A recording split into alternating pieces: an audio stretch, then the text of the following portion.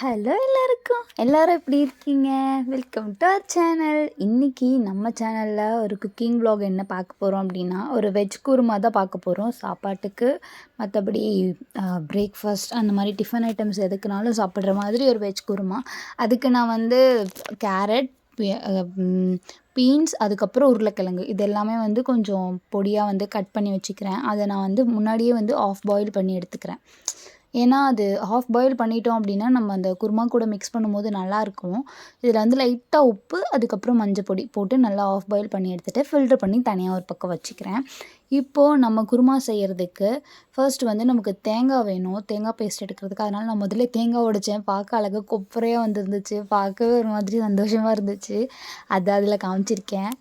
அப்புறம் இப்போ வந்து ஒரு பாத்திரம் வச்சு கடை காஞ்ச உடனே எண்ணெய், அதுக்கப்புறம் பெருஞ்சீரகம் நல்லா பொரிய விட்டுருங்க. நான் சிம்மில் வச்சு தான் பண்ணேன். ஏன் அப்படின்னா கரிஞ்சிட்டுனா நல்லா இருக்காது. அதனால் அதுக்கப்புறம் 2 பச்சை மிளகாய், அதுக்கப்புறம் பொடியாக நறுக்கின வெங்காயம் நல்லா பொடியாக நறுக்கி நல்லா வந்து பிங்க் கலராக மாறுற வரைக்கும் வதக்கிட்டே இருங்க.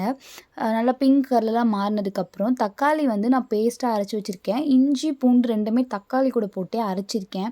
நான் ஆல்ரெடி என்னோடய பேஸ்ட் வந்து அரைச்சி வச்சது காலி ஆயிடுச்சு, இஞ்சி பூண்டு பேஸ்ட் அப்படிங்கிறதுனால நான் ஃப்ரெஷ்ஷாகவே தக்காளி கூடவே அரைச்சிட்டேன். அது ஒரு மாதிரி நல்லா டேஸ்ட் டிஃப்ரெண்ட்டாக இருக்கும்.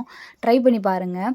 இப்போ வந்து நான் நல்லா இதை வந்து தக்காளி, இஞ்சி பூண்டு, வெங்காயம் எல்லாமே வந்து நல்லா மிக்ஸ் ஆகிற அளவுக்கு இந்த பச்சை வாசனை போகிற வரைக்கும் நான் வந்து நல்லா வதக்கிக்கிறேன். இப்போ நம்ம இந்த தேங்காய் பேஸ்ட் அரைக்கிறதுக்கு என்னென்ன போட்டிருக்கேன்னு பார்க்கலாம். தேங்காய் சில் வந்து வெட்டி வச்சுருக்கேன். சின்ன சின்னதாக வெட்டிட்டு அது கூட கொஞ்சம் கிராம்பு, பட்டை, அதுக்கப்புறம் பிரியாணி இலை, அதுக்கப்புறம் வந்து பெருஞ்சீரகம் கொஞ்சம் போட்டிருக்கேன்.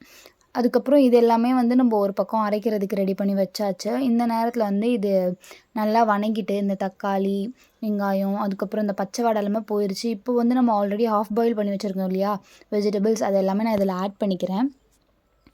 இந்த வெஜிடபிள்ஸ் எல்லாமே இப்போ நான் ஆட் பண்ணி இதோட நல்லா சிம்லேயே வச்சுக்கோங்க. இல்லைனா தீஞ்சு போயிடும். தக்காளி பேஸ்ட் எல்லாமே வேஸ்ட்டாக போயிடும். அப்புறம் ஒரு மாதிரி டேஸ்ட் நல்லாவே இருக்காது, கசந்துற மாதிரி இருக்கும். ஸோ இப்போ சிம்லேயே வச்சு இதை நல்லா வந்து எல்லாமே மிக்ஸ் பண்ணிக்கலாம். நான் கொஞ்சமாக உப்பு போடுறேன். ஓரளவுக்கு தேவையான அளவு உப்பு போட்டுடுறேன் நான் குழம்புக்கு. ஏன்னா கொஞ்ச நேரம் தான் நம்ம இதை மிக்ஸ் பண்ண போகிறோம். ஒன்றோட ஒன்று செய்கிற அளவுக்கு ரொம்ப நேரம் மிக்ஸ் பண்ண போகிறதில்ல. இதில் என்னென்ன மசாலா ஆட் பண்ண போகிறேன் அப்படின்னு பார்த்தீங்கன்னா, கரம் மசாலா, அதுக்கப்புறம் மஞ்சள் பொடி, அதுக்கப்புறம் குழம்பு மிளகாத்தூள், இது மட்டும் தான் நான் ஆட் பண்ண போகிறேன். காரம் இதுக்கு ரொம்ப இருக்கக்கூடாது, மீடியமான காரம் தான் இருக்கணும். உங்களுக்கு காரம் அதிகம் வேணும் அப்படின்னு நீங்கள் நினச்சிங்கன்னா பச்சை மிளகாய் அதிகமாக்கிக்கோங்க. குழம்பு மிளகாய் பொடி கம்மியாக தான் போடணும் இதில். இப்போ கரம் மசாலா போட்டுட்டேன். குழம்பு மிளகாய் பொடி வீட்டில் அரைக்கிற குழம்பு மிளகாய் பொடி தான். நீங்கள் வந்து மல்லித்தூள், அப்புறம் இந்த தூள் தனியாக, மிளகாத்தூள் தனியாக போடுவீங்கன்னா அதுக்கேற்ற மாதிரி நீங்கள் ரெகுலராக வீட்டில் போடுற மாதிரி போட்டுக்கோங்க, உங்களுக்கு காரத்துக்கு ஏற்ற மாதிரி. இப்போ இதை நான் சிம்லேயே வச்சு நல்லா மசாலா எல்லாமே நல்லா ஒன்றோட ஒன்று மிக்ஸ் ஆகிற அளவுக்கு நல்லா வந்து வதக்கி விட்டுக்கிறேன். அதுக்கப்புறம் குழம்புக்கு தேவையான அளவு தண்ணியை வந்து நீங்கள் ஊற்றிக்கோங்க. நான் வந்து எனக்கு எவ்வளோ வேணுமோ அவ்வளோ தண்ணி ஊற்றி நல்லா கொதிக்க விட்டுருவேன். நல்லா இது கொதிக்கட்டும். நல்லா ஃபுல்லாக வச்சு கொதிக்க விடுங்க. நல்லா கொதிக்க தண்ணியாக தான் இருக்கும். நம்ம தேங்காய் பேஸ்ட் வந்து எப்படின்னா, தேங்காய் வந்து நான் ஒரு மாதிரி தண்ணியாக அரைச்சிப்பேன். நல்லா மையாக அரைச்சிட்டு தண்ணி விட்டு ஒரு அரை அரைச்சிப்பேன். அரைச்சி ஊற்றினோன்னா நல்லாயிருக்கும். பாலாக எடுத்து ஊற்றுறதுக்கு இந்த மாதிரி ஊற்றலாம். அப்படி தேங்காவை கட்டியாக அரைச்சி ஊற்றுறதுக்கும் இந்த மாதிரி ஊற்றினா இன்னும் நல்லா பெஸ்ட்டாக இருக்கும். இது ஒரு மாதிரி டேஸ்ட் வந்து டிஃப்ரெண்ட்டாக இருக்கும். நீங்கள் கண்டிப்பாக ட்ரை பண்ணி பாருங்கள். இந்த மெத்தடில் தான் இப்போ நான் வந்து எனக்கு இது கொதிச்ச அளவு போதும்னு சொன்ன தேங்காய் பால் வந்து ஊற்றிக்கிறேன். தேங்காய் பேஸ்ட் நம்ம அரைச்சி வச்சுருந்தோம் இல்லையா, அதை நான் வந்து ஊற்றிக்கிறேன்.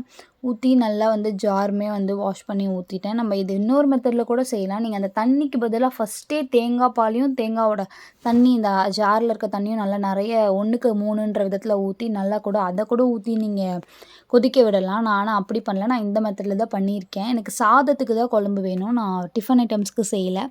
ரைஸ் கூட தான் வச்சு நான் இன்றைக்கி சாப்பிட போகிறேன். அதனால தான் இந்த மாதிரி மெத்தடில் செஞ்சுருக்கேன். எனக்கு கொஞ்சம் தண்ணியாக இருந்தாவே ஓகே தான். இப்போது இந்த தேங்காய் கொதிக்க ஒரு மாதிரி மேலே நல்லா நுரைச்சி வரும். ரொம்ப நேரம் தேங்காய் ஊற்றிட்டு கொதிக்க விடாதீங்க. கொஞ்சம் நேரம் கொதிச்சுட்டு உங்களுக்கு அந்த பதம் ஓகே, நீங்கள் லைட்டாக டேஸ்ட் பண்ணி பாருங்கள். டேஸ்ட் பண்ணவே உங்களுக்கு தெரியும். இந்த பதம் ஓகே அப்படின்னா வேறு பாத்திரத்துக்கு ட்ரான்ஸ்ஃபர் பண்ணி வச்சுருங்க. இந்த வீடியோ உங்களுக்கு பிடிச்சிருந்துச்சுன்னா மறக்காமல் லைக் பண்ணுங்கள், ஷேர் பண்ணுங்கள் அண்ட் கமெண்ட் பண்ணுங்கள். இந்த ரெசிபி நீங்கள் ட்ரை பண்ணிவிட்டு எனக்கு எப்படி இருந்துச்சுன்னு சொல்லுங்கள். நம்ம இன்னொரு வீடியோவில் சந்திக்கலாம். பாய்.